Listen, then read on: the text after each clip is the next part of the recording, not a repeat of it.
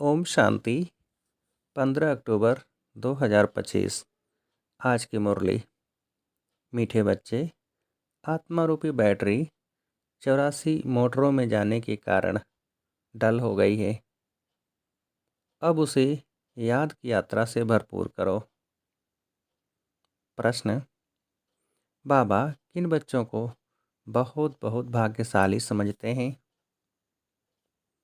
उत्तर: जिनके पास कोई झंझट नहीं है, जो निर्बंधन हैं, ऐसे बच्चों को बाबा कहते तुम बहुत बहुत भाग्यशाली हो।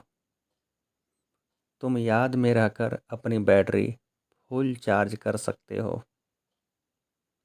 अगर योग नहीं, सिर्फ ज्ञान सुनाते तो तीर लग नहीं सकता। भल कोई कितना भी भभके से अपना अनुभव सुनाए, लेकिन खुद में धारणा नहीं तो दिल खाता रहेगा। ओम शांति। मीठे मीठे रूहानी बच्चों प्रति रूहानी बाप समझाते हैं। रूहानी बाप का नाम क्या है? शिव बाबा। वह है ही भगवान, बेहद का बाप। मनुष्य को कभी बेहद का बाप अथवा ईश्वर व भगवान नहीं कहा जा सकता। नाम भल बहुतों के शिव हैं, परंतु वह सब देहधारी हैं, इसलिए उनको भगवान नहीं कहा जा सकता। यह बाप बैठ बच्चों को समझाते हैं, मैंने जिसमें प्रवेश किया है उनका यह बहुत जन्मों के अंत का जन्म है। तुम बच्चों से कई पूछते हैं, तुम इनको भगवान क्यों कहते हो? बाप पहले से ही समझाते हैं, कोई भी स्थूल व सूक्ष्म देहधारी को भगवान नहीं कह सकते। सूक्ष्म देहधारी सूक्ष्म तनवासी ही ठहरे, उन्हों को देवता कहा जाता है। ऊंच ते ऊंच है ही भगवान परमपिता। ऊंच ते ऊंच उनका नाम है, उनके रहने का स्थान पर ऊंचे ते ऊंचा परम धाम है। बाप सभी आत्माओं सहित वहाँ निवास करते हैं। बैठक भी ऊंच है। वास्तव में कोई बैठने की जगह नहीं है। जैसे स्टार कहाँ बैठे हैं क्या? खड़े हैं ना। तो आत्माएं भी अपनी ताकत से वहाँ खड़ी हो। ताकत ऐसी मिलती है जो वहाँ जाकर खड़े होते हैं। बाप का नाम ही है सर्वशक्तिमान, उनसे शक्ति मिलती है। आत्मा उसको याद करती है, बैटरी चार्ज हो जाती है। जैसे मोटर में बैटरी होती है, उसके ज़ोर से ही मोटर चलती है। बैटरी में करंट भरी हुई होती है, फिर चलते चलते वह खाली हो जाती है। फिर बैटरी मेन पावर से चार्ज कर मोटर में डालते हैं। वह होती है हद की बातें, यह है बेहद की बात। तुम्हारी बैटरी तो 5000 वर्ष चलती है, चलते चलते फिर ढीली हो जाती है। मालूम पड़ता है एकदम ख़त्म नहीं होती है, कुछ न कुछ रहती है। जैसे टार्च में डिम हो जाती है ना। आत्मा तो है ही इस शरीर की बैटरी, यह भी डल हो जाती है। बैटरी इस शरीर से निकलती भी है, फिर दूसरी तीसरी मोटर में जाकर पड़ती है। 84 मोटरों में उनको डाला जाता है। तो अब बाप कहते हैं, तुम कितने डल हेड पत्थर बुद्धि बन गए हो। अब फिर अपनी बैटरी को भरो। सिवाय बाप की याद के आत्मा कभी पवित्र हो नहीं सकती। एक ही सर्वशक्तिमान बाप है जिनसे योग लगाना है। बाप खुद अपना परिचय देते हैं कि मैं क्या हूँ, कैसा हूँ, कैसे तुम्हारी आत्मा की बैटरी डल हो जाती है। अब तुमको राय देता हूँ, मेरे को याद करो तो बैटरी सतो प्रधान फर्स्ट क्लास हो जाएगी। पवित्र बनने से आत्मा 24 कैरेट बन जाती है। अभी तुम मुलम्मे के बन गए हो। ताकत बिल्कुल ख़त्म हो गई है, वह शोभा नहीं रही है। अब बाप तुम बच्चों को समझाते हैं। बच्चे, मुख्य बात है योग में रहना, पवित्र बनना, नहीं तो बैटरी भरेगी नहीं, योग लगेगा नहीं। भल कुक्कड़ ज्ञानी तो बहुत हैं, ज्ञान भल देते हैं, परंतु वह अवस्था नहीं है। यहाँ बड़े भभके से अनुभव सुनाते हैं, अंदर खाता रहता है। मैं जो वर्णन करता हूँ ऐसी अवस्था तो है नहीं। कई फिर योगी तो आत्मा बच्चे भी हैं। बाप तो बच्चों की बहुत महिमा करते हैं। बाप कहते हैं, बच्चे तुम बहुत बहुत भाग्यशाली हो, तुमको तो इतने झंझट नहीं। जिसको बच्चे जास्ती होते हैं उनको बंधन भी होता है। बाबा को कितने ढेर बच्चे हैं, सबकी संभाल देख रेख करनी पड़ती है। बाबा को भी याद करना है। मासूक की याद तो बिल्कुल पक्की होनी चाहिए। भक्ति मार्ग में तो तुम बाप को कितना याद करते आए हो। हे भगवान, पूजा भी पहले पहले उनकी करते हो। पहले निराकार भगवान की ही करते हैं। ऐसे नहीं कि उस समय तुम आत्म अभिमानी बनते हो। आत्म अभिमानी फिर पूजा थोड़े ही करेंगे। बाप समझाते हैं, पहले पहले भक्ति शुरू होती है तो पहले पहले एक बाप की पूजा करते हैं, एक ही शिव की पूजा करते हैं। यथा राजा रानी तथा प्रजा। ऊंच ते ऊंच है ही भगवान, उनको ही याद करना है। दूसरे जो भी सब नीचे हैं, ब्रह्मा विष्णु शंकर को भी याद करने की दरकार नहीं है। ऊंच ते ऊंच बाप को ही याद करना है। परंतु ड्रामा का पार्ट ऐसा है जो तुम नीचे उतरने के लिए बांधे हुए हो। बाप समझाते हैं तुम कैसे नीचे उतरते हो। हर बात आदि से अंत तक, ऊपर से नीचे तक बाप समझाते हैं। भक्ति भी पहले सतो प्रधान फिर सतो रजो तमो होती है। अभी तुम फिर सतो प्रधान बन रहे हो। इसमें ही मेहनत है। पवित्र बनना है, अपने को देखना है। माया कहाँ धोखा तो नहीं देती है। मेरी क्रिमिनल आई तो नहीं बनती है। कोई पाप का ख्याल तो नहीं आता है। गायन है प्रजापिता ब्रह्मा, तो उनकी संतान ब्राह्मण ब्राह्मणियाँ बहन भाई ठहरे ना। यहाँ के ब्राह्मण लोग भी अपने को ब्रह्मा की औलाद कहलाते हैं। तुम भी ब्राह्मण भाई बहन हुए ना, फिर विकारी दृष्टि क्यों रखते हो। ब्राह्मणों को तुम अच्छी रीति दृष्टि दे सकते हो। अभी तुम बच्चे ही जानते हो, ब्रह्मा की संतान ब्राह्मण ब्राह्मणी बनकर फिर देवता बनते हैं। कहते भी हैं बाप आकर ब्राह्मण देवी देवता धर्म की स्थापना करते हैं। यह समझ की बात है ना। हम ब्रह्मा की संतान भाई बहन हो गए तो कुदृष्टि कभी नहीं जानी चाहिए। उनको रोकना है। यह भी हमारी मीठी बहन है, वह लव रहना चाहिए। जैसे ब्लड कनेक्शन में लव रहता है, वह बदलकर रूहानी बन जाए। इसमें बहुत बहुत मेहनत है भी सहज याद। अपने को आत्मा समझ बाप को याद करना है। विकार की दृष्टि नहीं रख सकते। बाबा ने समझाया है, ये आंखें बहुत धोखा देने वाली हैं, उनको बदलना है। हम आत्माएं, अभी तो हम शिव बाबा के बच्चे हैं, एडाप्ट किए हुए भाई बहन हैं।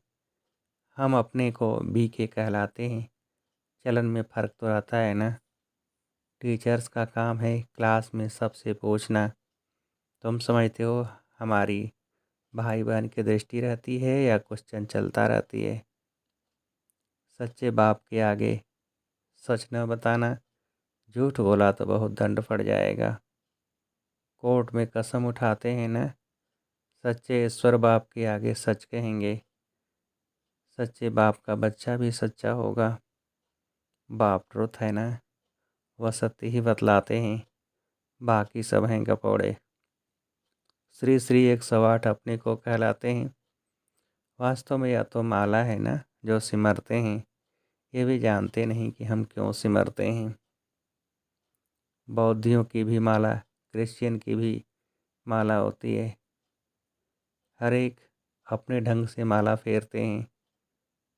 तुम बच्चों को अब ज्ञान मिला हुआ है। बोलो, 108 की जो माला है उसमें ऊपर में फूल तो है निराकार, उनको ही सब याद करते हैं। उनकी याद से ही हम स्वर्ग की पटरानी अथवा अर्थात महारानी बनते हैं। नर से नारायण, नारी से लक्ष्मी बनना, यह है सूर्यवंशी। मखमल की पटरानी बनना फिर खादी की हो जाती है। तो ऐसे ऐसे पॉइंट्स बुद्धि में रख फिर समझाना चाहिए, फिर तुम्हारा नाम बहुत बाला हो जाएगा। बात करने में शेरनी बनो। तुम शिव शक्ति सेना हो ना, अनेक प्रकार की सेनाएं हैं ना, वहाँ भी तुम जाकर देखो क्या सिखलाते हैं। लाखों मनुष्य जाते हैं।